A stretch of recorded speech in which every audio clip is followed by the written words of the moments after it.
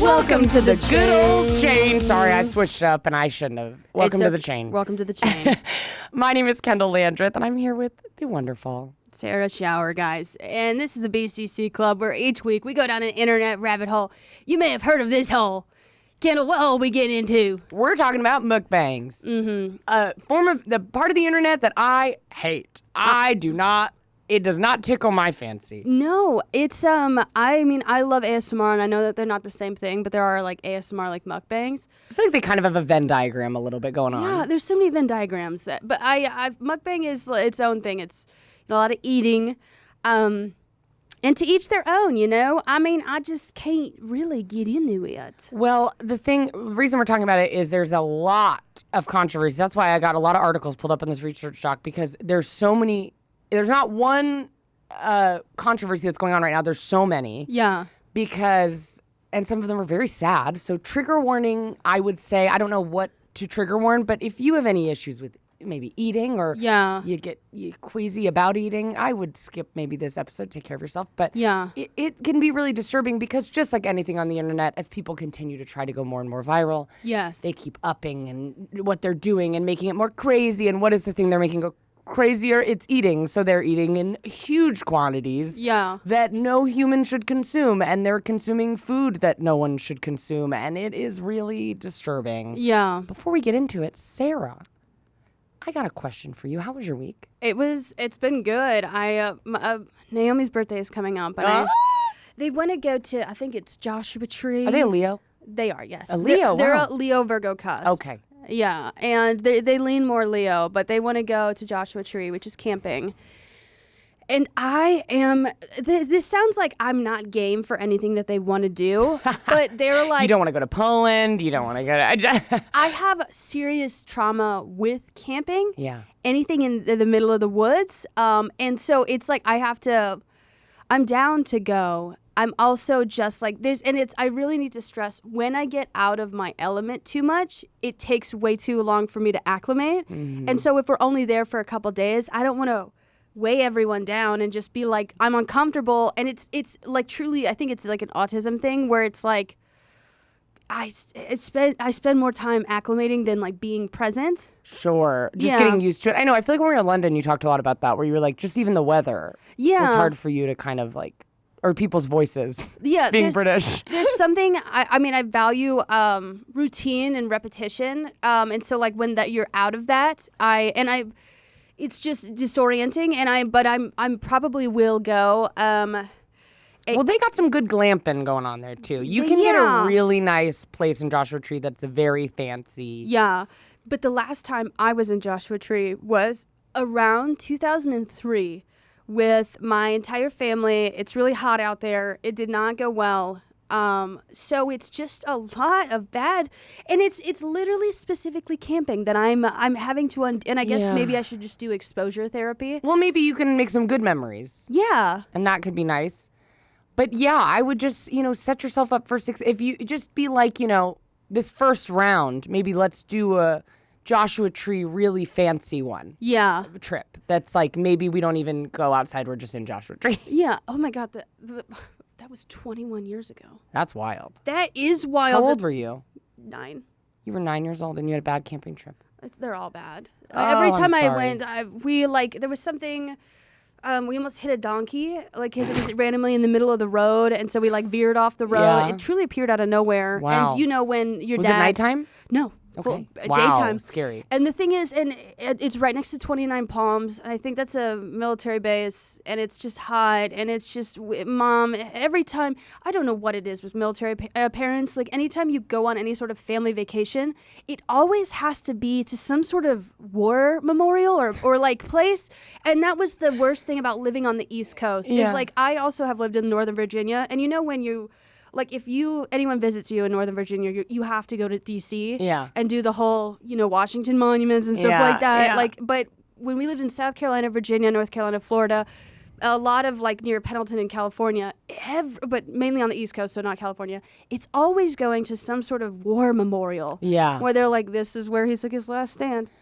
This is where 10,000 people lost their lives in one day. It's so sad. And your mom's like, honey, this is our history. I'm like, do we gotta go to Fort Sumter all the time? It's interesting. I was just talking to my hairdresser about this because I was like, history, if I have one regret from high school, it'd be that I wish I'd paid more attention in history class because I think history is so fascinating. But then I also cut myself some slack because I'm like, the way that our country teaches history, and I'm sure a lot of countries are like this, it is so boring. Yeah. And also so like, I'd never really thought about it until she said it, but she's like, well, they really only teach history through a military perspective. Like everything is just about the military. Yeah. So when you're a kid, it's really hard for you to like stay interested because you're thinking about like old, like when they're teaching you about back in the day in this country, it's just about the military. And you're like, I can't really process this because I don't know anything about the military and I don't care about the military. Yeah. And it's like, if you think about, the military is weirdly a big part of like American culture, I feel, and other countries, but still, I don't know, as a person who doesn't have family in the military, not like close family in the military, I don't know anything about it or really care. Yeah. So it was hard for me to process this history versus she was saying that historians are kind of changing the way how they look into things now. It's becoming more about like the regular people of the time. Yeah. And I'm like, that is so much more interesting and more palatable. Yeah. Because I think when I think of like 300 years ago, I think of it as just like every single person was in the military and every single person was a king. Do you know what I mean? Yeah. Or like a king's servant. And it's like, no, most people were not involved in any of this. They were just regular people. And even like I went to Salem, Massachusetts a couple years ago. Oh, yeah. And I guess like 6 years ago now. And I asked if we could go on this tour of just a regular woman's house. They have a tour there that's just like a woman who lived here 300 years ago. This was her house. Yeah. And I was obsessed with it. I was like fascinated. They're like, this is her bed. This was a glass. This is a fake glass of water, but this would have been where the glass of water would have gone. Yeah. This is how she cooked food. Like they had a whole, and I was like so interested. But it's very interesting where when we would go on trips for history, it would be the same thing. It'd be like, this is a memorial of a soldier. And it's like, cool for that soldier's family, but I don't really care. Like, not, I mean, to be rude, but do you know what I mean? It's just not interesting. Or there was a lot of talk about like exports in history. It would be like, what was the biggest export along the Nile River? And I'm like, it's so interesting because that actually doesn't matter at all. Like, who needs to know that? I can't think of anyone who needs to know that. Like, what 5,000 years ago was the biggest export? It's like, well, it's not that anymore, so who cares? Yeah, I just read this book, weirdly enough, on military history because I'm reading about so much, not because I'm interested in the military, but because like I was like, let me see what all the dudes are talking about. And a lot of war heroes, I'm sorry, are just kind of, they're not even good. Like, they're not even good. They didn't even do anything admirable. Like I know Robert E. Lee is a Confederate guy. Yeah. But the thing is he stood for nothing, right? He like originally fought for the Union and then he switched over the Confederacy, didn't even agree with slavery. He just fought for the Confederacy because he's from Virginia. Like, I'm like, you stood for nothing. And that's you see that without a bunch of war heroes, like, throughout, like, U.S. history. You're like, what were they fighting for? Right. They were just fighting for most of these people didn't believe in half the things. Well, it's like if in, 200 years, we put a statue of like Rudy Giuliani up and are like, he did this. And it's like, no, he didn't do, you know what I mean? It's just like, he just was there. Like, it's really not. And sometimes I think it makes us almost like, dangerous is too much. But people are always talking about, you don't want to repeat history. Yeah. But then of course, we just do constantly every day, a moment of every day. And I'm like, I think it's because we as like civilians don't feel responsible for anything in history, which to a certain degree, sometimes we don't. Yeah. But I think even, when I was growing up and I would hear about like the Holocaust, for example. Yeah. So I feel like it's the one that's always brought up when talking about not repeating history. Yeah. And Hitler was taught to me as like, he was like a serial killer that came to town and forced all this stuff to happen. And it completely takes out like, wouldn't it have been more interesting, and to be clear, I'm not being a Hitler apologist. Yeah. He was bad. But it's like, it doesn't take into account like how civilians felt at that time, how other people felt, how like everyone was feeling about this thing. Yeah. Because that's how you don't repeat history. Because there were a lot of people who were real big fans of this man. And we do just repeat history because it's like we felt like everything was just out of our control because I don't picture myself in history because I pictured just people who were in the army and like generals and it's like I don't see myself in that, so I don't connect to anyone back there. But there were people just like me back in the day. Yeah. Less gay maybe. Well, more gay probably, but less open. And I just think it's so much more interesting to hear about those people versus like so anyways, she was saying that they're moving more away from like doing that, and they're doing a lot more stuff where they like will find an old grocery list from 200 years ago and be like, what does this tell us about like the family dynamics of that time and how people, and I'm like, that's what they got to be teaching in school. Because they would take the most interesting thing and turn it into the most boring thing. They would take like a really cool story that I as an adult find interesting, but instead of talking about what's interesting about it that actually is helpful, they would be like, how much, like on a test, how expensive was it to buy grain per pound during this in 1806? I'm like, it actually that does not matter. Yeah. Even the most impressive historian, I don't think needs to know that maybe. Yeah. And I also want to revisit a point. So like neurotypical versus neurodivergent.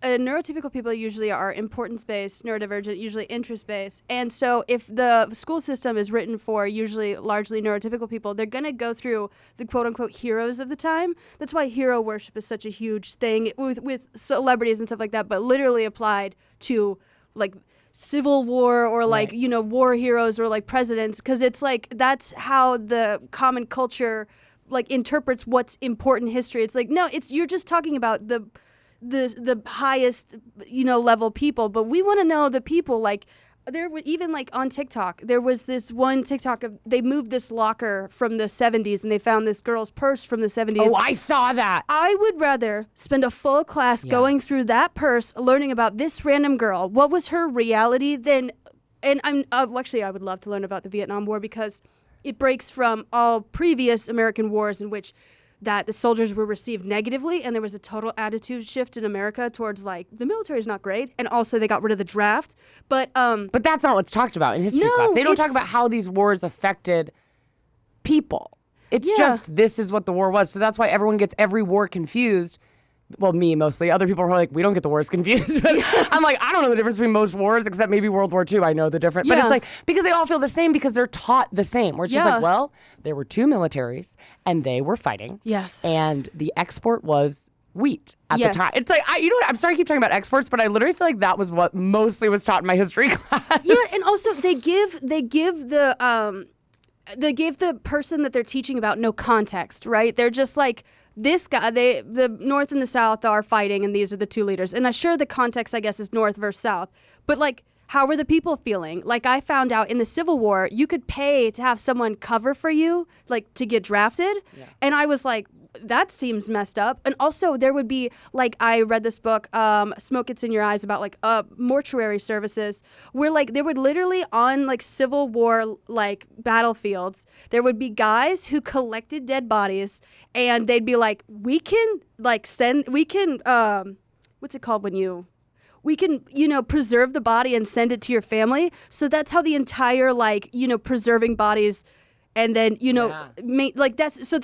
would literally pop up shops on like battlefields with dead people. Right. Like, do you want us to send this to your family in South Carolina? It's like, that's interesting. Yes. I want to hear about how they had a soldier propped up on a stick as like selling point. Like, this could be your body. Right. I guess it feels like to me if like people always talk about how right now, I'm sure people always thought this in history, but it does feel like right now we will be in history books one day if we live that long. Talking about the pandemic and the Trump presidency and how that, but it's in your head you think, God, what an interesting class that would be. But if it's taught the way it is now, it would probably be like, well, like a pandemic hit. That's one sentence.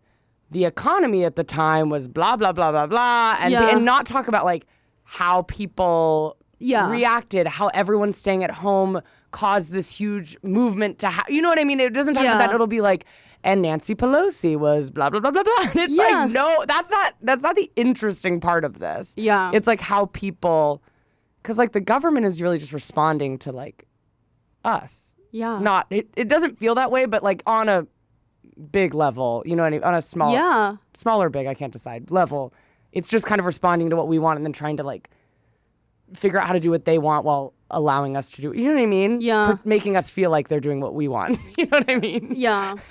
Wait, so we were talking about, so I've been to a bunch of military stuff. And why did that come up? I don't remember, but I'm into it. Joshua Tree. You're going to Joshua Tree and you don't like going, those are a lot of your vacations. Joshua Tree is not a military, but it's close. But like, okay. So how has your week been? Good. It's been good. Good. I've had a busy week. I too am a very habitual person. Mm-hmm. Sometimes I think I wish, I don't actually wish. I know the grass is greener on the other side. Mm-hmm. But sometimes I'm like, oh, it would be nice to have a job that I just do that every day. Do you know what I mean? And then I'm off at this time and I just have, because I really thrive in schedule. And well, you can make your own. And I do. But then there's just things that, I think this week was one of those weeks where I have a hard time. I did a good job. I made my to-do lists every night and I did a good job. But I think this is one of those weeks where on a normal week, if I don't have anything outside of my regular job, I feel like I really do a good job. I'm very good at being my own boss. Yeah. It's been a skill I've learned, but I think I really thrive being if I look at my calendar and it's every day, I'm just doing my regular work, I'm so excited. I just love a schedule where I can wake up, go to the gym, come home, make the same breakfast I make every single day. At night? Make the same... No, wake up, I said. Oh, sorry. I said, wake up, go to the gym. Oh, wait, I thought you said, wake up, come home. I'm like, where are you? Come home, go to bed. I don't work a job. Wake up, go to the gym, make the same breakfast I make every day, work, make the same lunch I make every day. Yes. Oh, God, I freak for that. I take my dog on a longer walk, come home, read the book I've been reading. That's my perfect day. But, in this industry, you just have random. I think this week was one of those weeks where, every day I had a thing away from my home that was was fun, very fun, all great, but just random stuff it's me working, but it's on a set, or it's me going to a work event or whatever it is, which are all fun, but sometimes gets me a little off kilter a bit, which is hard for me, I've found in life. I just love to do the same thing. I mean, I remember I used to work when I was a janitor, at this time I actually was a receptionist at this gym I used to work at. Okay. Every single day I would go and get the same for the year and a half I worked there. Yeah. I got the same scone every morning for breakfast, and it was what got me out of bed. I swear to God, I would wake up and I would just the whole trainer, I'd be I'm about to get my scone. Oh yeah. It wasn't even that it was that good of a scone. It was good, but it was just I love doing the same thing. I really think when people talk about the apocalypse and us all living in bunkers, I would be fine. The same thing every day, no expectations. I really thrive in that. Yeah. So I think, it sometimes gets harder. Next week I'm going on a big work trip, which is always exciting, but it just gets me off my little schedule. Can you say where you're going? I'm going to Aspen, Colorado. Okay. It's actually very fun and very silly, but do you know The Knot? No. They're a wedding planning website. Okay, yeah. Are sending Jordan and I on a trip there to kind of celebrate our engagement and also do some wedding planning. Oh, nice. So very fun. I've never been to Aspen. And then the week after that, I'm going to Mexico because I was supposed to go to Mexico for my birthday, but then I got COVID, which I'm very relieved about because I am not a cheap person. I like to spend some money. But I thought at first the hotel was well, we can't change it. We're too booked to change it. Yeah. So you'll just have to pay the cancellation fee of $600. And the thought of paying to cancel my trip I've been looking forward to really sucked. Yeah. Obviously. And that same day I got jury duty summons. Which honestly until this moment I forgot about. So I need to look at when that is supposed to be. Yeah. No, I just did my jury duty summons. I had to take a little test for it. And so mine got moved to September something. Mine's in September. Oh my God, imagine. We've talked about this, I think, that we might be doing it together. If we're in the courtroom, I'm going to pretend I don't know you. And it's not because I think I'm better in any capacity. Yeah. It's because if we were on the same trial, that would be fun. That would be fun. Would we get dismissed if we're found out? I don't know. All right. I don't know. I've never done any jury duty at all, so we'll see how it goes. All right. This week... Wait, did you finish your story about Mexico? Oh, I'm going. That's it. Okay, yeah. I'm going later. They ended up being able to switch it, which is great. So I'm going to go to Mexico. I've never been to Mexico. I'm very excited. And something I'm also excited about is to talk about mukbangs. Yes. I imagine there's going to be a lot of eating in Mexico. You already transitioned, so it's No, I like the second. I like we both do one. Yeah. What is a mukbang? If you don't know, a mukbang is an online audio-visual broadcast in which a host consumes various quantities of food while interacting with the audience. The genre became popular in South Korea in the early 2010s and has become a global trend since the mid-2010s. Varieties of foods ranging from pizza to noodles are consumed in front of the camera, and the purpose of a mukbang is also sometimes educational, introducing viewers to regional specialties or gourmet spots. Then I like that. I now knowing its origins, obviously you're dating, engaged to someone who talks about like a lot of food content. Oh, yeah. And I do get a lot out of it because, Jordan posts like, affordable place to eat. So I'm like, there's something about the educational aspect of it.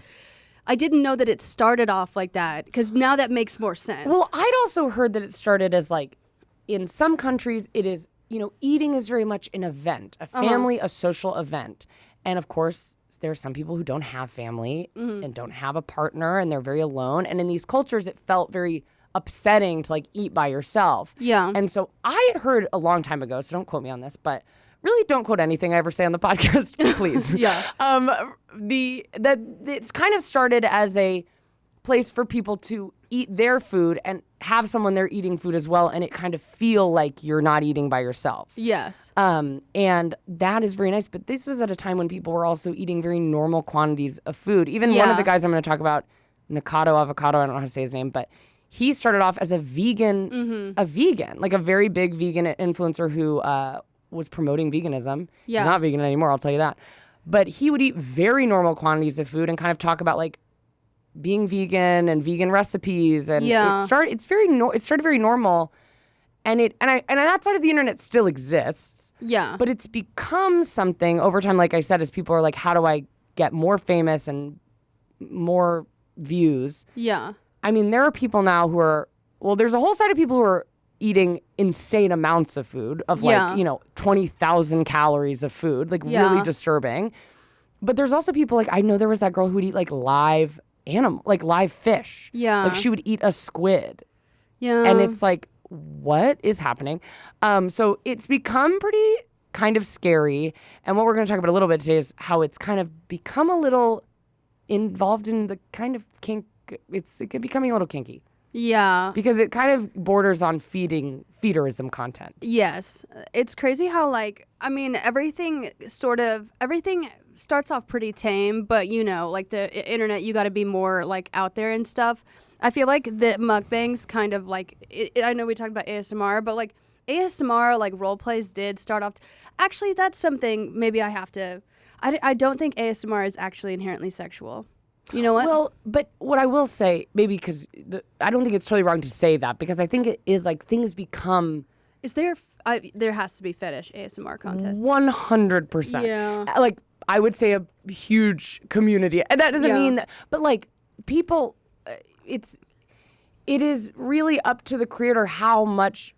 I think it becomes how personal the creator wants to get. Yes. Because I think even we're going to talk about a girl named Jelly Bean Sweets today, who's going viral.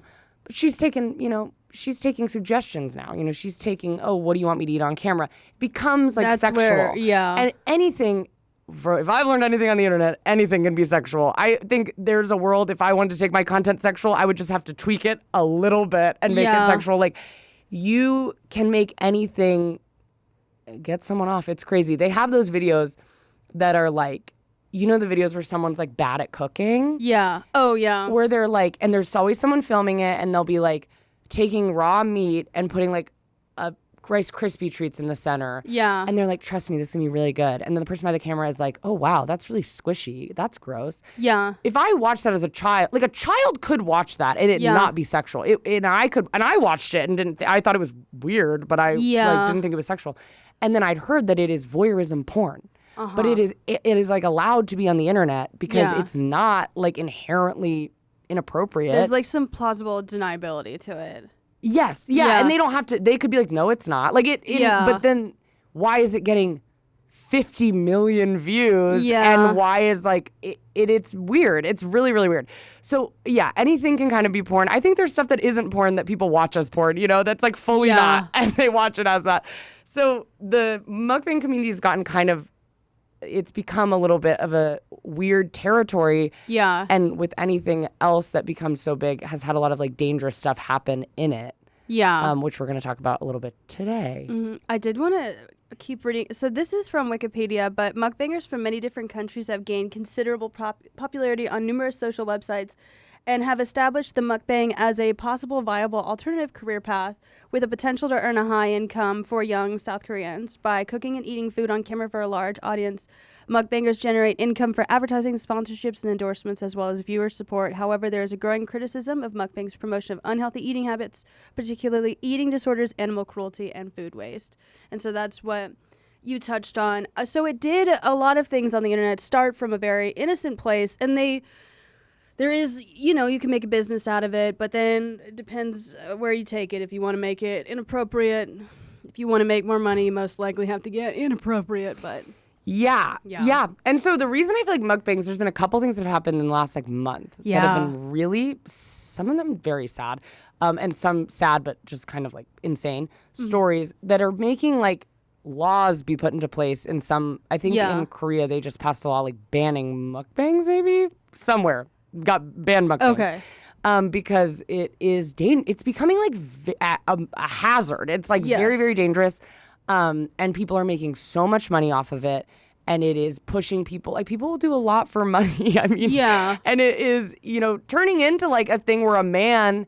There's a lot of people are finding out that a woman who is a mukbanger has been forced to do this. Yeah. And then on the other side of it too, a lot of people who do mukbangs in America sometimes, but other places too, but where they're not being forced to do it, they have a binge eating disorder. Or they have something really mentally not going great. Yeah. And they're profiting on it, which is encouraging them to continue and be rewarded for doing something that's really detrimental to them. And I think it's really sad because I do think in America it's kind of the need to make a lot of money on your own accord is pretty big because people need health insurance and everything is so expensive. So I think it's very hard, but there's no one who's eating that amount of food that it is a ethical thing that's happening. It's always a bad situation. Yeah, I think so. This is the most literal meaning of overconsumption, and I know that overconsumption talks are huge online now, and overconsumption regularly usually indicates an addiction issue. Eating disorder, specifically in the realm of binge eating. It is unhealthy. And especially now that you're, if you could see anyone consume anything in mass quantities, from alcohol to drugs. Yeah. There's at a certain, it's funny to watch, a group of people take shots, when they try to guess what someone's wearing and then they all end up wasted. But you see it every single week. There's at the point it's not fun anymore. Yeah. And I almost I understand if they're consuming in normal healthy quantities, but I can't also imagine there's something right with the audience as well to see someone ingest not things that can hurt you that much. Yeah. Yeah. It's really upsetting. And it's been, I feel recently, I don't know if you guys have heard of Jelly Bean Sweets. She's the recent viral star of TikTok. Mm-hmm. She's a younger woman who is going viral for doing mukbangs. Uh-huh. And the reason that she really started to go viral is because people have noticed that she has gained a considerable amount of weight, which usually is not a thing you should comment on. But I think when you're watching in real time someone eat themselves on camera to a point where it's clearly affecting them very much, it can feel really upsetting to watch. And I think people feel a little stressed because, and we'll talk about him later, but Nikocado Avocado is how you say his name. Yes. Was a guy, well, I guess I'll just talk about him now, but he started YouTube in 2014. Yeah. Like I said, was a vegetarian. And then by the end of doing, he still does videos, but he weighed 400 pounds. Yeah. And was medically not doing well and had to have an oxygen mask on at one point. And you watched him go from this really healthy guy to someone that was going to die of obesity. It's very, very upsetting. And I think I never watched stuff like that, but you're people go to watch. It's kind of like a train wreck. You can't look away. Yeah. So you're watching this man do this insane thing, and people just keep tuning in and keep clicking, and it keeps making him. Even though a lot of the comments are I'm concerned, they're still giving him money by commenting that, and he just keeps going. Yeah. And I think he eventually calmed him. I think he probably like had to stop. Like the doctors were like, you are going to die. I don't know. But so I think people felt anxiety that this girl Jelly Bean Sweets was going to kind of do that. And they felt a little like protective. And the comments were very like, don't. And it's, once again, commenting on people's weight isn't great. But I do feel like on Jelly Bean Sweets, like she did a day in the life video the other day. And people were like, this is what we want to see. Like, and are really pushing that content for her because it is dangerous. So anyways, to get into it, one of the most popular mukbang creators on the social media platform is Jelly Bean Sweets. She's a 20-year-old and has 1 million followers and counting and is known for her speed eating. However, that is not how she got her start on TikTok. Instead of eating, Jelly Bean Sweets was known for her dancing videos and live streams. Since transitioning her content, her health has been a concern for many of her fans.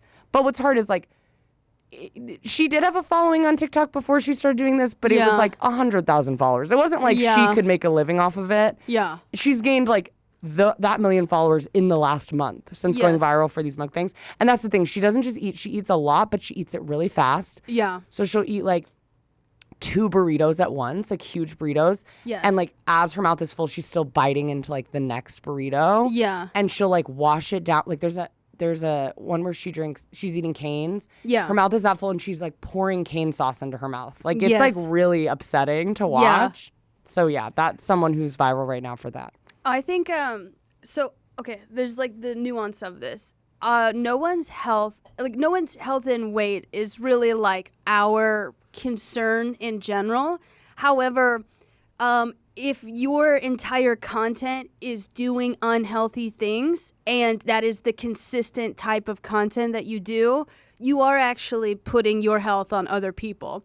Like, if it's one thing to have noticeable changes between, like, videos, but if the unhealthy thing you are doing and that is your job, you have now made other people concerned for your health. In any other normal situation, if you see, like, you notice something different about a content creator that's health-wise, keep it to yourself. Right. But if the content is literally about their health, and this is also something I'm seeing with this guy named World of T-Shirts, and I believe he is autistic, but he's surrounded himself with a pretty bad group of people, but he's gotten a very serious alcohol problem. Yeah. And like to the point where people see him like running through like Central Park or like just wasted yelling at people. And so his content is now getting reliant on the unhealthy behavior because you tune in because you worry about them. And in a similar way, it's like when people like it is at a certain point a type of self-harm, and whether it's intentional or not, if I'm live streaming me hurting myself in any capacity and I were to say my health is not your concern, then why would I film that aspect? So this is the nuance of it. If someone has a drinking problem or binge eating disorder and they touch on it occasionally, chime in with support and advice. But if their content is, the income is off of that activity, then actually you do have a bit more say because it's literally your engagement. That's what they want from you. Yeah. Yes. Totally. I mean, I think it's like there's creators who clearly have like anorexia. Yeah. But it'd be different, which it's sometimes like, we don't need to comment. They are on their own journey. But I think it'd be different if one of them, sometimes they do, this is what I eat in a day. Yes. For breakfast, I have a piece of tomato. And then and it's like, you've now opened the doors for people. You're now affecting other people. There's teenagers watching this that are like, oh, that's what I need to eat to look that way. Like you now have invited you're telling me to do something that I can now respond and be like, no, you are unwell, you know? Well, it's also like if you think of the inverse, like Kendahl and I don't do body positivity stuff. I mean, we do talk about altering our bodies, but we're mostly comedy. So if you chime in on our bodies, we have every right to be like, that's not. Yeah. But that's why we sit behind these tables. Yeah. But if someone is like a fitness influencer and they're like, they're doing the activity that gave them the physique, you have every right to ask them, what's your core routine? Or to be like, look at those abs, you know? And so if you're doing something on camera for income that gives you your physique, people have the right to ask about it.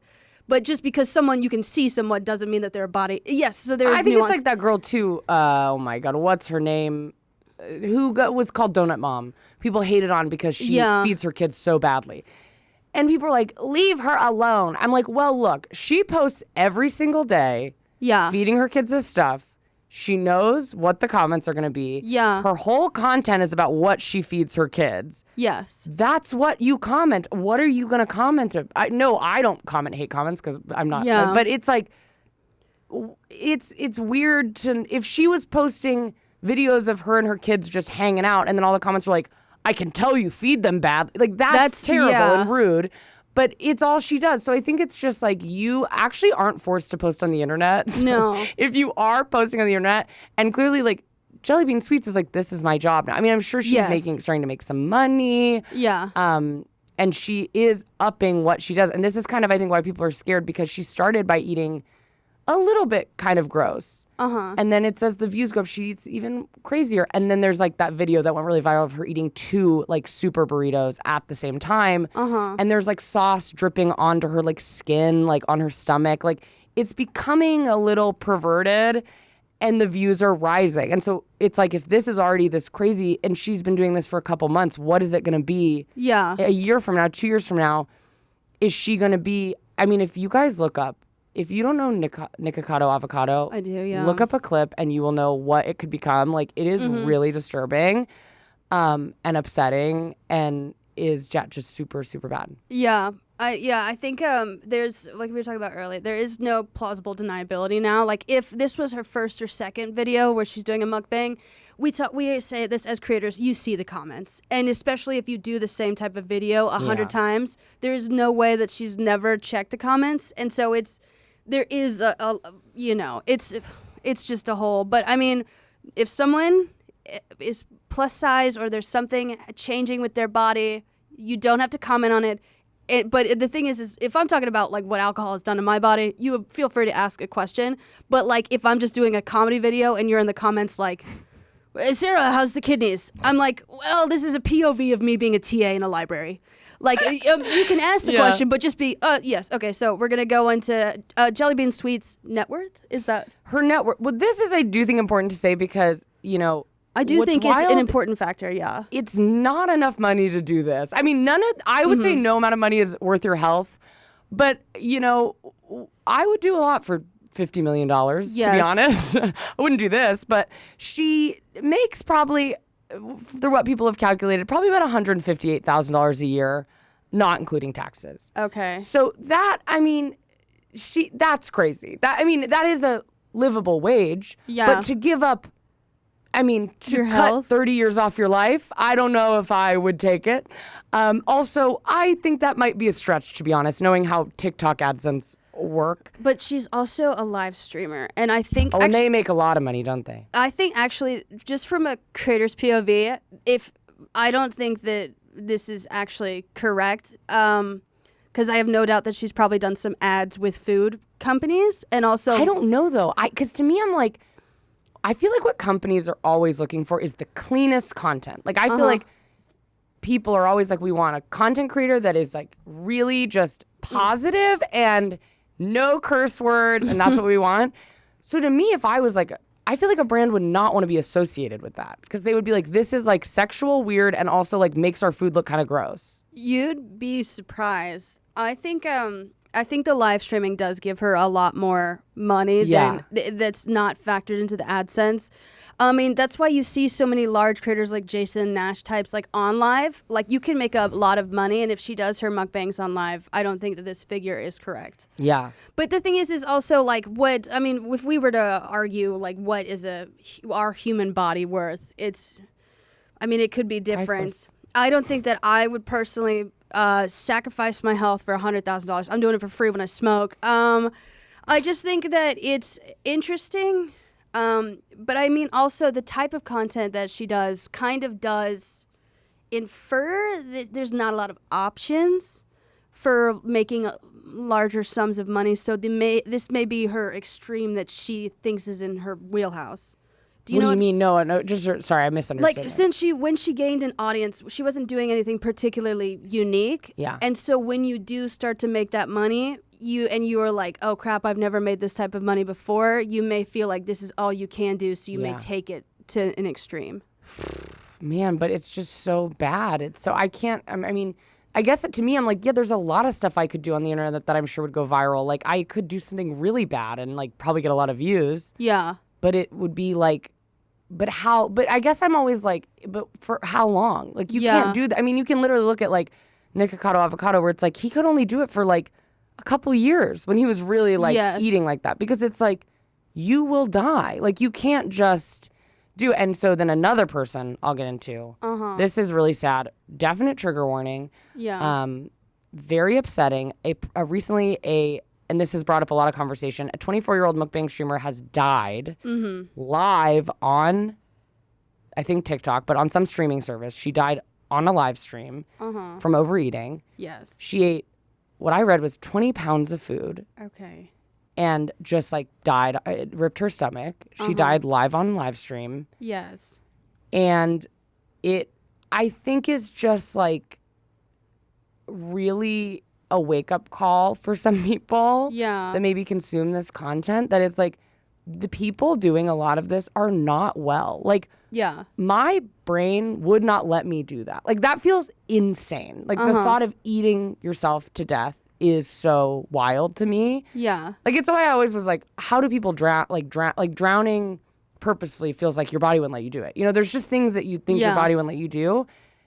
So if you're able to do that, like, you are promoting someone's true mental, like very severe mental illness. Yeah. And it's dangerous. Like, people will not survive. I think that's why it's like, it's not uncommon. These mukbangers, a lot of them are dying. Yeah. And it's like, what are we doing, guys? Yeah, I think, we talked about last episode, we were talking about industry plants and like nepotism babies. We also have to look at the environment in which sets this person up.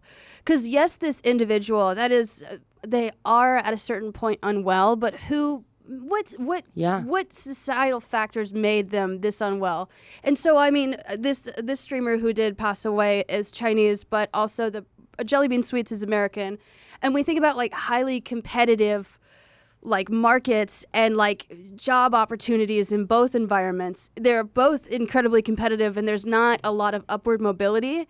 And so you do get this, and just as someone who has like a overconsumption issue in the past, and like you really just you do what you just do to survive, right? Yeah.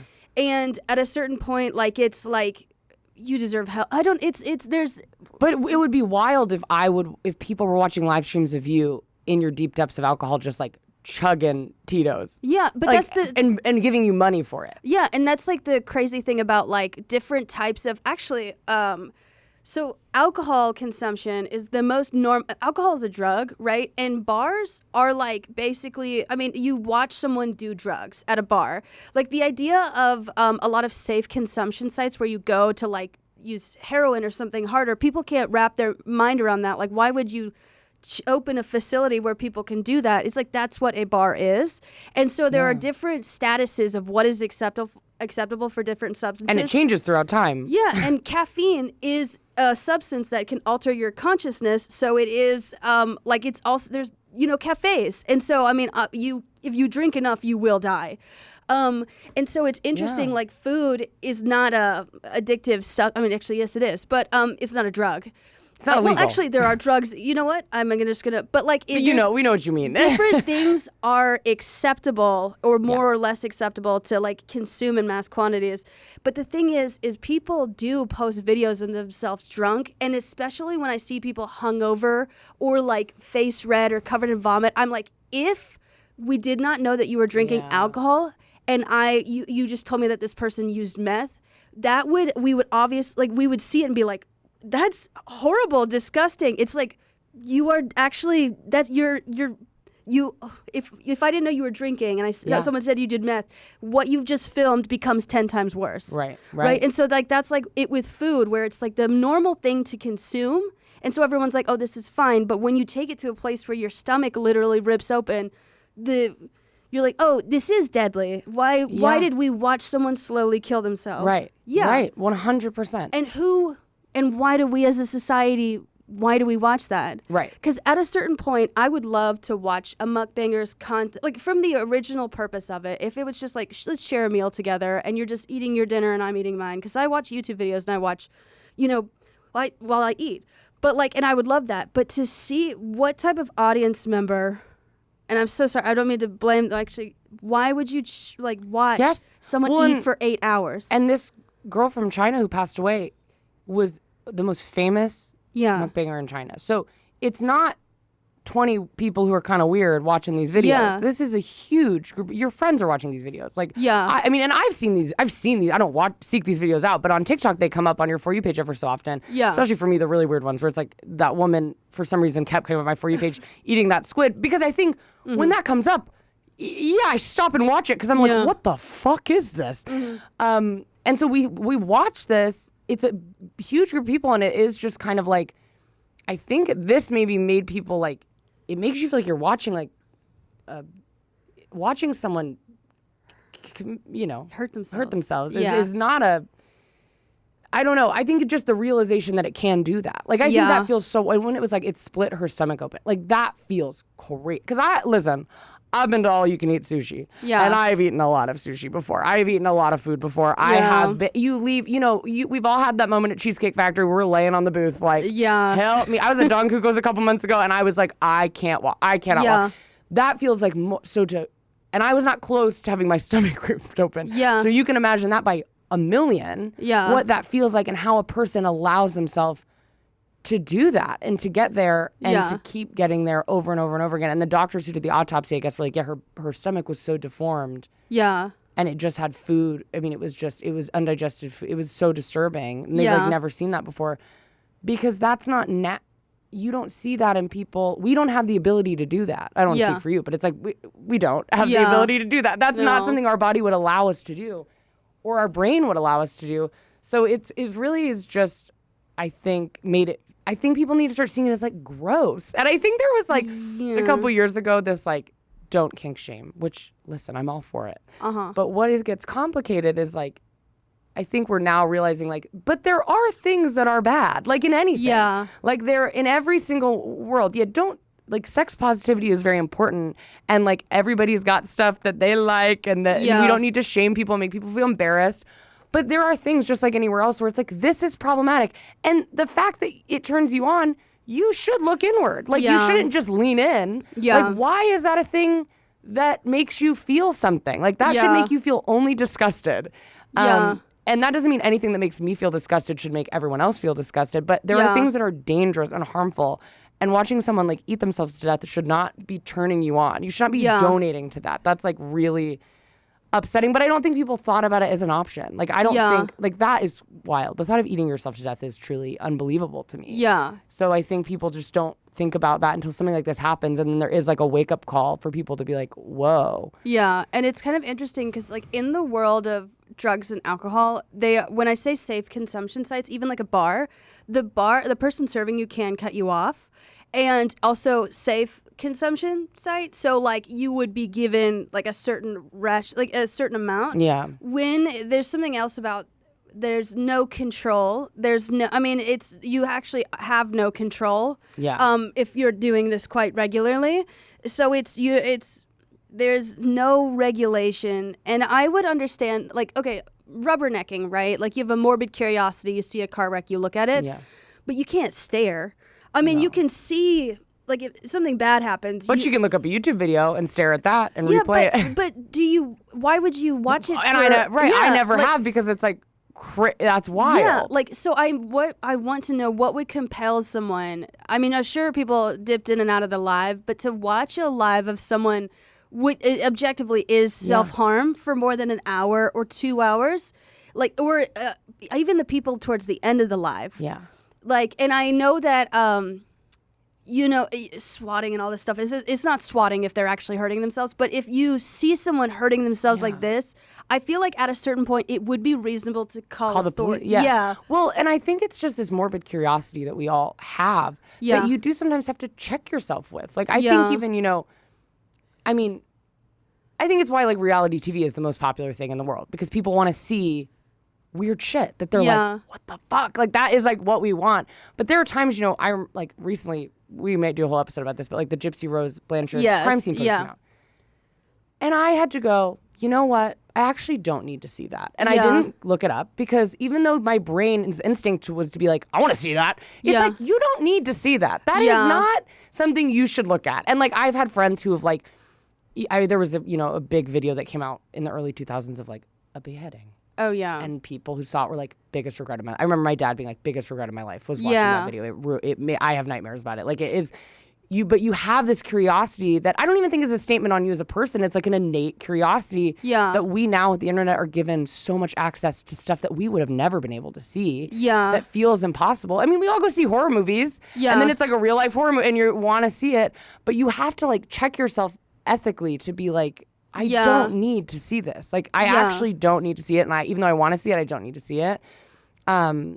Because it is just really dangerous. Yeah, and if someone has like a overconsumption issue in any sort of regard, that is a private matter, and it's valid and it sucks. But the thing is you can't usually talk someone out of an overconsumption issue. But the thing that you can do as an individual is lead by example. Now, you can't lead by example with an influencer, but you can stop watching them. And the thing is you're like, I'm just one person, but we have influence, right? And if there's 20,000 people, or like we talk about this on our separate channels, if just a chunk of people stop watching, that can create less people watching. That's why you see like YouTubers like numbers go down. It's like if the only thing you can do is choose to opt out, and that will, I mean, that's like the same if like you go to buy something at the store.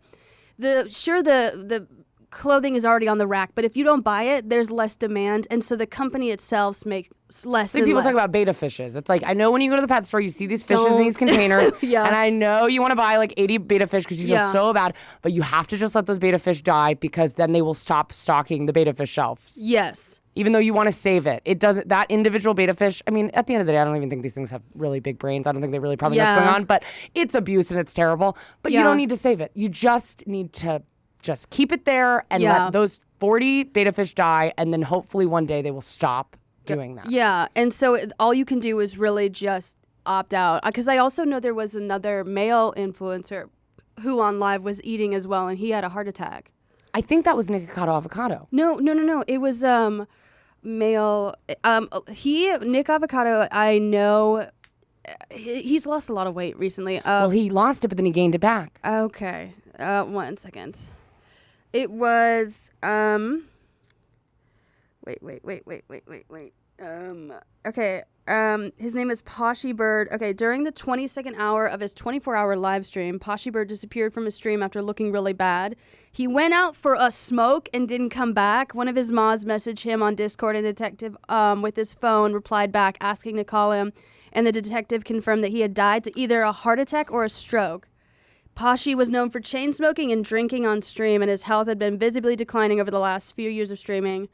Okay, so he dies after 24. I don't think he ate himself to death, but he was kind of firing at all cylinders a little bit with the addiction. Yeah. But I think what's hard, and I don't have any addiction issues, so I don't know if this is something. But something I think about sometimes is like, there's a sector of addiction that is like, you have to still do it. Like you have to do those things. Like you do have to eat.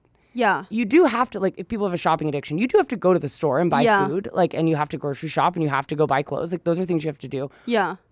And versus, I think it feels like if you're an alcoholic and they're like, so you have to stop drinking, but you do have to take a shot every morning. Yeah. But then don't drink after that. So I think it feels really hard because you can't just say, well, I'm not eating anymore and I'm going to, stop doing this thing. They're both equally hard, but you know what I mean? It's this weird sector of like addiction where you still have to do the thing. Yeah. You still do need to eat food even if you're addicted to it. So it becomes more like normalized. Like I think shopping addictions are so normalized. Yeah. And I mean, some people's shopping addictions fully ruin their entire lives, send them to jail, some people. I mean, it can ruin your life. Yeah. But everyone needs to shop. And like, also it's very normal if you have a lot of money to go and buy $1,000 worth of clothes. Not for me, but you know what I mean? $1,000 worth of clothes. But you don't know people's, but if someone came up to me and was like, I'm going to, like if you were working at a store and someone, in a grocery store and someone was buying 8 bottles of vodka, not for a party, you'd be like, ooh, probably an alcoholic. Yeah. You might not even let them do it. I don't know if there might be laws where you can't let them do it. I have no idea. But with those types of stuff, it's so normalized because we all have to do it. Like every single person does those things. No, yeah, like so like substance addiction, and then there's like behavioral addiction, which is non-substance, like gambling, sex, and shopping, and all that.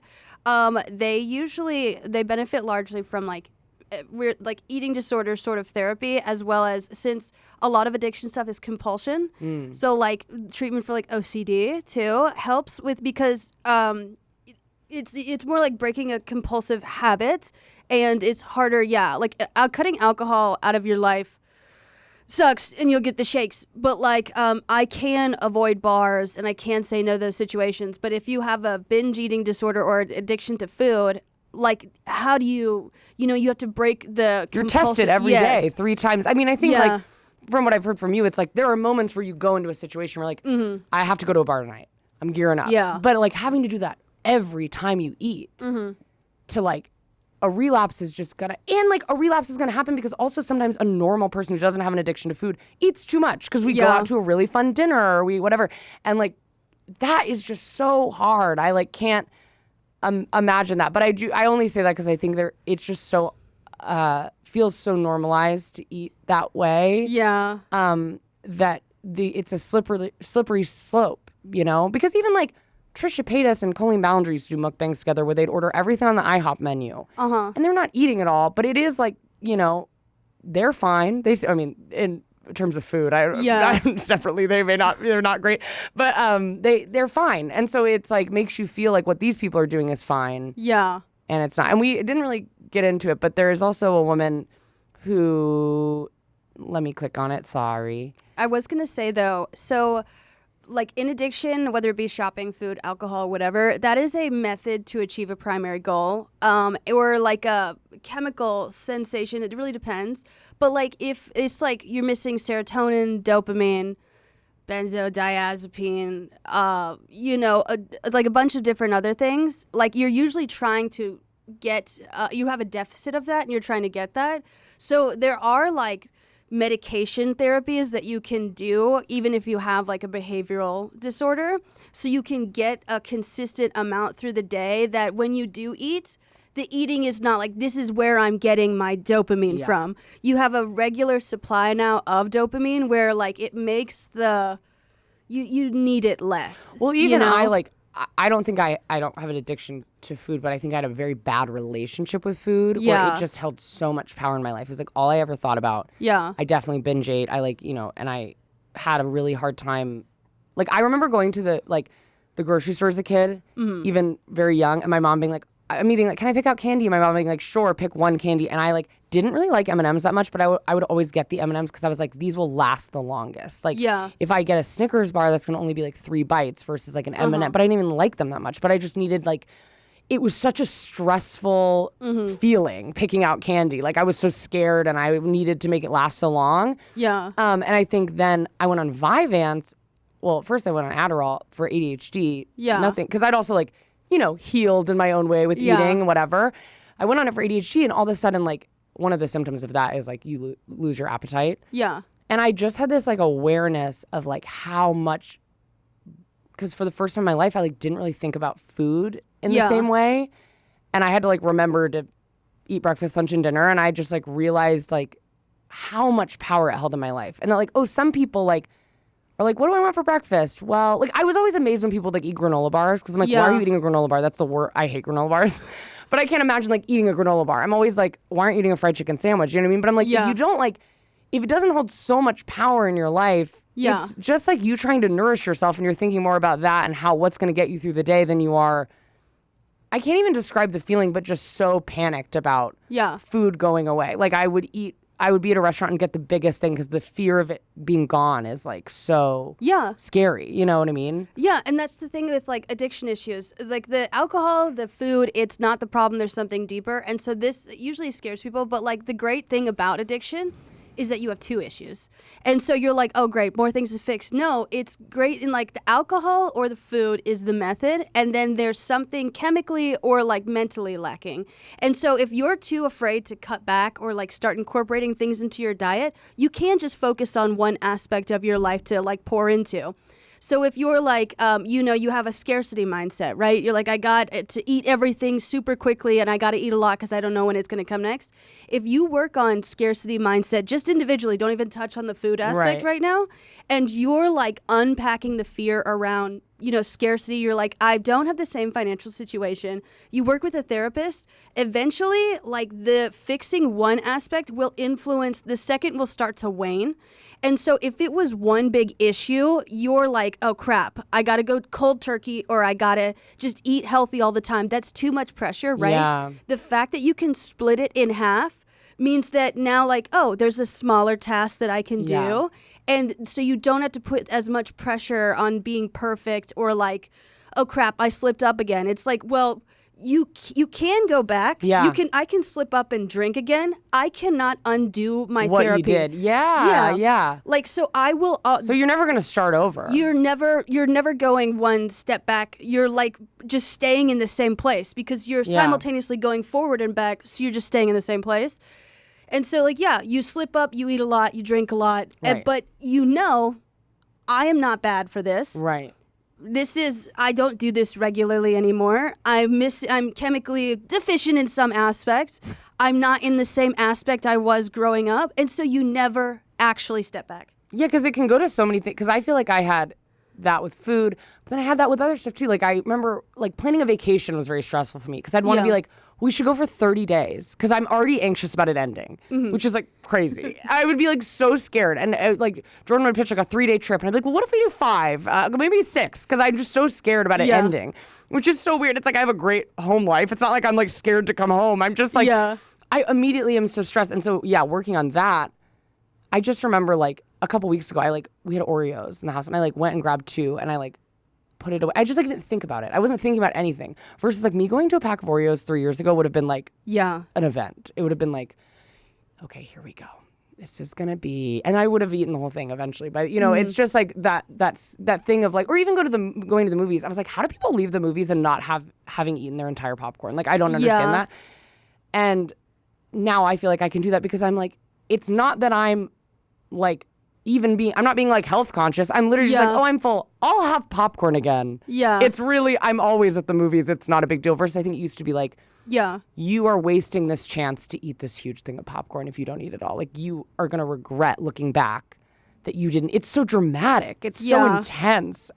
So I think it is, it's always just to say it's always that like a deeper thing that you can focus on fixing. It also helps like in any sort of like it does feel intense because you also feel largely alone. And that's why like sort of recovery spaces or like groups, you can listen to other people and realize you're not alone. And that you're like, that's so obvious, but it does take the weight of what you're doing because you're like, I'm the only person who drinks this much. And if you've ever gone to a meeting where everyone is an alcoholic, these are just people that you could see randomly on the street, right? Like, and they have the same issue and they like, and I think this is going to sound weird, realizing you're not special. Yeah. You're not this totally destroyed, broken, you're never going to be fixed person is incredibly healing. This person to your right is a doctor. They got the issue, and you respect them. You heard what they had to say. This person to your left is an artist, right? You respect them, and they have had the same issue that you've had. Yeah. So why the hell can't that be you? You know? And so just, also group support. Totally. I think that's so true. Yeah, and mukbangs, I love a good mukbang if you're eating in moderation. Again, you shouldn't police other people's overconsumption. The most you can do, and this is true for people in your life, if their issue is starting to deeply affect you, and you can't get through to them, it's time to just pull back. Well, I think that's the thing too. It's like, honestly, the best way to cancel someone is just block them, because I'm like, you're looking. I mean, we didn't even get into this, but Sedona, the drama with Sedona right now. Oh my God, Don't get me started. But it's like, everyone's like, we're canceling her. I'm like, well, her videos are doing better than they've ever done, because everyone's going, and me included. I'm I'm there every hour checking if she's posted a video. It's like, that's bad. I shouldn't do that. But it's like, we're curious people. But I think it's like you are not in charge. You can feel really close to these people on the internet, but you're not in charge of them. And I think it makes, like, my partner was saying she recently went to, I swear this comes back around, but my partner recently said she went to the gynecologist and she told them, like, I've heard there's been a rise in breast cancer. Yeah. And her gynecologist was like, I'm not trying to be rude, but I just want to know, like, did you really hear that? Or do you just feel like you're seeing on the internet that there's a rise in breast cancer? And Jordan was like, the internet. Like, I feel like everyone on the internet is getting breast cancer. And she was like, there's actually no rise in breast cancer. Yeah. People keep saying that to me. There's statistically no rise, knock on wood. But because you, like, think of in your real life, how many people do you know who have that? Yes. Probably 1 to none, you know? Yeah. But you're watching all these people on the internet have it, and it makes you feel like everyone you know is having it. So there have always been people in this world that have severe binge eating disorder. Yeah. That in a really severe, disturbing way that's very sad. They are just now posting it on the internet, and you don't need to save their life, and you can't. That's the thing. Like, they are going to do what they. Yes. I hesitate to say want to do. I don't think they want to do it, but they're going to do it, and you know, it's different if you're their partner or you're their parent. But if you are just a viewer on the internet, I think it's like the best thing you can do is just block them, mute them, and not give them your attention, because it is like, even I read some clip from Nick Avocado, can't even say his name, I don't even know, where he was like, someone was like, where do you think you'll be in 10 years? And he was like, well, probably stuff on the internet. Like, I'm not really like an artist or anything, but I just like love attention. Like, I love attention on the internet, which I honestly respect, because I'm like, at least you're open to saying that, because it is true. But I think it's like, this is a person, some people will do, I am always amazed, anything for attention. They will ruin their lives. They will ruin their family. They will lose their children. They will do anything for attention. And it is like a sickness in itself. But just don't put it on yourself but try to be aware of what you consume as well. And there's like this term in addiction, it's called harm reduction, and it's where you offer, like, you offer resources and help for like certain users, but the thing is that you don't go out into the street and you don't seek out drug users. Yeah. You don't tell them you need to get sober, you need to come here. You give them a pamphlet, you keep it moving. Because the thing is if you confront someone with an issue, whether they realize they have it or not, they're either going to get really mad or they're going to hide. No matter how well-intentioned you are, I don't care. If you care, you have just got to have the resources on you, right? And the support, and they've got to come to you, and they've got to abide by your terms. You do not infantilize them. What they're going through is incredibly hard, but at this point, most of these people that we're referring to are full-grown adults who are capable of making their own decisions. And like me, like, it would be unfair if in the midst of my alcoholism, I blamed it on anyone. Yeah. You made me like this. That is a lie. No one made me like this. I am a full-grown adult. So, like, remember that. Have resources, support, and just be there for someone, but don't let them cross your boundaries, because you matter too. Yeah. Well, and it just for yourself, it's like you were saying, that you are not just this broken thing that cannot be fixed. Like, I think we've gotten into a bad way on the internet. Sometimes it's like actual people I meet in real life are not like this, but it can feel like we as a culture have become like this, where it's like, we started being like, let's be aware of things people struggle with. Yeah. Very great. I have ADHD. There's some things I struggle with. Yeah. But that doesn't mean that means you do have to work a little harder than some people. Yeah. Even though, honestly, in my opinion, everyone has something, like, for the most part. You do have a right to ask for help, though, too. Yes. Yeah. And I think that's part of the conversation. People are like, you can ask for help. Yeah. Let's try to make more accommodations. But then it became this, like, I have these things, so I don't have to do this thing. Yeah. And when I say those things, I mean, like, as a person who's very severe ADHD and is on the ADHD side of TikTok, I see, I'll only speak about that because that's what I know, but people will be like, I got in trouble because I was late for work. Yeah. That's not fair because I have ADHD. My roommate's mad at me because I didn't do the dishes when I said I would, but I forgot. That's not my fault. I have ADHD. It actually, both those things are your fault, and you need to figure out a way to do them. Like, but it's harder for you. Once again, everyone has something that's making something harder, for the most part. Like, I would say 98% of people have something that's making their life harder. And you have to set yourself up for success, and it just is harder than other people who don't have that problem. But don't make for your sake, it doesn't affect anyone else. Like, if your boss fires you, I'm sure it's no sweat off your boss's back. It's affecting you. Like, don't make yourself this victim that can't do anything. because you have something, ask for accommodations and for help, and don't be so hard on yourself. Like, I think for me with ADHD, it's just helpful to know, like, I'm not dumb. I think that was the biggest thing for me, is like, I'm not an idiot. Yeah. I'm not stupid. No. I just have this thing. And like, that was something I had that was helpful to me. But if I do something that is an ADHD symptom that negatively affects someone, I still have to apologize. Like, you can't just like, it's like if someone with like really severe anger issues like screams at you. Yeah. No, I don't think you're a bad person, but like, yeah, I expect an apology. Like, you can't just scream at me. Like, that's unacceptable. So it's all understanding, but you have to pair it with like accountability as well. Yeah. You know? I mean, two things are true at once. It's like, if you have ADHD, you have every right to ask for accommodations, but you also have to realize that like someone else has the right to, you know, be like, well, I'll accommodate you as much as I can, but I can't keep going out of my way. You know, it has to be like asking a system or a building or a company is totally different. Is different, but an individual, you know, it's like at 11 p.m. when I'm like running around my room with a bunch of energy because of my ADHD, and my partner's like, dude, I gotta go to sleep. I got work in the morning. Yeah. That is not their job. I need to cool it, do whatever I need to do to figure out, instead of going, well, I have ADHD, so it's actually rude of you to even like comment on what it's like, no, it'd be rude if they were like, you're an idiot. Why are you always like this, you stupid head? You'll never have a real job because of your diagnosis. And that's messed up, but but it is acceptable for your boss to go, hey, every day you're 20 minutes late. You can't do that. That's not a problem. That is totally true. And, you know, there's some people where it's like, it also wouldn't be okay for a person to be late every day, and then you find out, well, she has 9 kids she's trying to take to school. Oh my God, our editor just put a quote on there. It's on the board. It says, one of my favorite sayings recently is, your trauma is not your fault, but it is your responsibility. Yes. And it's very true. Like, yeah, and I think it's easier when you start putting it through the lens of alcoholism, because addiction is not something you do to yourself. It's largely situational.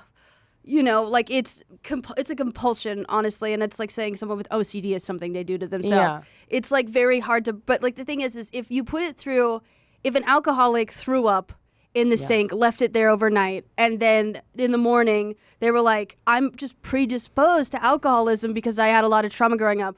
Your roommate has every right to be like, dude, I'm sorry about that, but also there's throw up on our shared dishes. Like, and so if you put, disgusting. And so think about like, any sort of thing, like an anger issue. Dude, I got yelled at as a child, and so I learned that anger is the only valid way to express that. I'm sorry you got yelled at. I am a human being, and I just don't want that. Well, it's like, you know, I went to school with ADHD and was terrible in school. And that is, I think, a difference where it's like, I do have frustrations with my school system for letting that happen. Yeah. Because I think that was not my fault. No. I was doing all the stuff I needed to. But there are some people with, you know, but anytime I didn't turn in homework, that's my fault. That is my fault. Me taking a test that I studied for, but there were times I didn't take a test. And even though, that was because I was so exhausted from failing stuff I had tried via ADHD, and I had such exhaustion from it that I like knew there was no point in studying. In that moment, I didn't fail because of my ADHD. I failed because I didn't study. And I think there just has to be like I think sometimes being hard on yourself is the nicest thing you can do. Yeah. And you see so many people now who just like, I only am really like hearing the ADHD side of it, but I hear so much about just like, well, I can't do this because I have ADHD, and I can't do that, and I can't do that, and I can't do that. And it's like, stop making it so negative. Like, it is hard, and there are hard things I deal with. But I also find I'm very grateful of ADHD. There's a lot of benefits I also find. I get more done than anyone's ever gotten done in 3 hours. Like, I think I'm very creative. I think I'm very positive. Like, there's a lot of aspects of it I really appreciate. But also, like, I can do anything. It just takes me longer. And I could sit and be angry about that and be like, well, some people spend so much time that I don't have because I have ADHD. But also, some people literally, like, don't have limbs. You know what I mean? It's like everyone has their thing that is taking them longer to accomplish. And we all have little things that are making our days harder. And that's just being a human. And no one's is like, some people have it really bad and some people have it fine. But for your own individual self, don't limit yourself. Yeah, I have 2 points. I was reading either Disability Pride or Against Techno-Ableism for Disability Pride Month, and there's this term called disability gain. It's the upshot of your disability. It's very personal to you, but they were talking about like space exploration and like, you know, without involving disabled people, and they're like, well, you know, what do we have to account for if, you know, lights in the shuttle go off? And it's like they're trying to make a case, well, blind people don't need that sense to navigate this sort of, so there is like an upshot to disability sometimes. And so you talk about like ADHD, you get stuff done, you know, and so normally people would consider it a less than ideal situation. But it's like, no, when you've lived your life, you find the silver linings, right? Yeah. And then also, okay, so with ADHD specifically, there is an issue with object permanence. And so you're more adaptable. You can change because you have almost no assumption of permanence. That's going to sound interesting, but like when you have an assumption of permanence, you assume that everything's going to be the same. Like you were talking about with, I didn't study for my test because every single time I felt like I was going to fail. Yeah. If you assume that everything is always going to be the same, then you are going to learn helplessness and learn hopelessness as well. Those two terms, right? If you assume that everything will be the same and not change, you will have learned helplessness, which turns into weaponized incompetence. So the thing is you really have to force yourself to change, and it's hard on yourself, or you could also go, be compassionate towards yourself. Yeah. Like, God, I've failed a lot, but is beating myself up helping? No, at what point? Like, do like a whole, like, go through your entire life. When has it helped to be a dick to myself? No, never. It has never, like, I have never stopped drinking. I've never stopped smoking. I've never read a book because I was like, no, you stupid idiot. Yeah. It's always been like, why not try? Right, exactly. You know? So you have to it's not working. Yeah. Try something else. That's what we're trying to say to the mukbangers. Oh, it's not working. Do something else. No, for the this is what we're saying to the audience. No, I'm just kidding. Watching it is not working. You want it to go away, you got to stop watching it, or you have to, Yeah. Well, I got to run out pretty soon, so I'm sorry. And Sarah has to pee very badly. So thank you so much for watching. We'll speed through this little exit. We really appreciate you all. Thank you for watching. If you're on Apple Podcasts or Spotify, thank you for being here. Make sure to rate and review us. And if you're on YouTube, make sure to subscribe and comment down below. I was going to say something to comment, but I don't have anything. Comment a mukbanger who does it right in moderation. Oh, I love that. And so give people a redirect. I love it. I love it. And if you're looking for food comment, subscribe to my girlfriend. Actually, yeah. Thank you so much, and have a wonderful week. All right, bye, guys. Bye.